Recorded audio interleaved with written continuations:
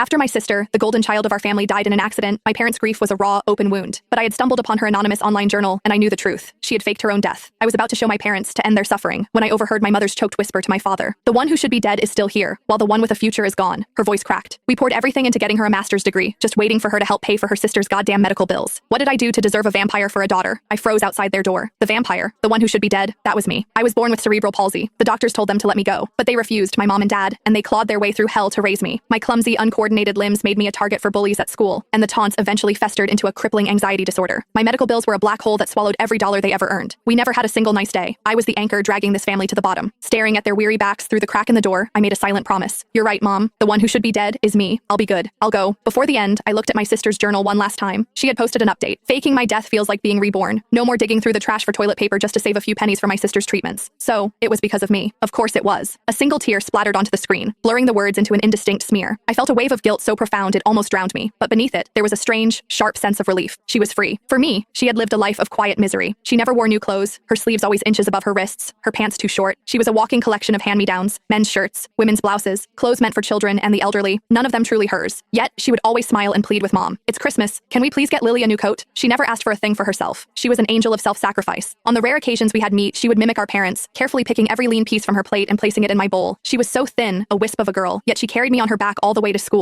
Not for a day, not for a week, but for 12 years, through every scorching summer and bitter winter. When other kids called me a cripple, my gentle, quiet sister would transform into a lioness, fighting them with a ferocity that was terrifying to watch. From the day I was diagnosed, the scales of our parents' love tipped completely in my favor, but Chloe never fought for their attention. She loved me just as much as they did, and she poured everything else she had into her studies. I'll get into a great university, Lily, she'd promise, her eyes shining with determination. I'm going to make life good for all of us. To everyone, Chloe was our parents' pride. She was the single, flickering flame of hope in our broken home. My hand trembled as I typed out a private message to her. Chloe, thank you for loving me all these years. I'm so sorry you were stuck with a sister like me. I'm tired. I'm going to a place where I can finally rest. Come home, Chloe, please. My vision swam with tears, making the touchscreen unresponsive. I wiped it with my sleeve, my fingers clumsy, and closed the app. In my drawer was a bottle of sleeping pills, collected one by one over 6 long months. Finally, a lethal dose. Just before I swallowed them, I decided to leave 2 sentences for my parents. A final apology. Mom, Dad, I'm sorry my life dragged you all into the mud. I can't hold on anymore. I have to let go. Please don't cry. I fought to keep my tears from staining the paper. There were a million things I wanted to say, but the words wouldn't come. This was enough. I placed the note on my nightstand, where they couldn't miss it. Then, without a second's hesitation, I swallowed the entire bottle of pills. I pulled the covers over myself, found a comfortable position, and closed my eyes. Goodbye, Mom, Dad, Chloe. Goodbye forever. That night, my soul drifted through our silent apartment. The quiet was finally broken by the sound of the front door opening. Lily, are you hungry? Mom's voice was heavy with exhaustion. Her eyes were red and swollen, but she forced a cheerful tone. I bought some chicken wings. I'll make them just how you like. Just like always, she called out towards the room Chloe and I shared before heading straight for the— Dad was curled up on the sofa, shivering, a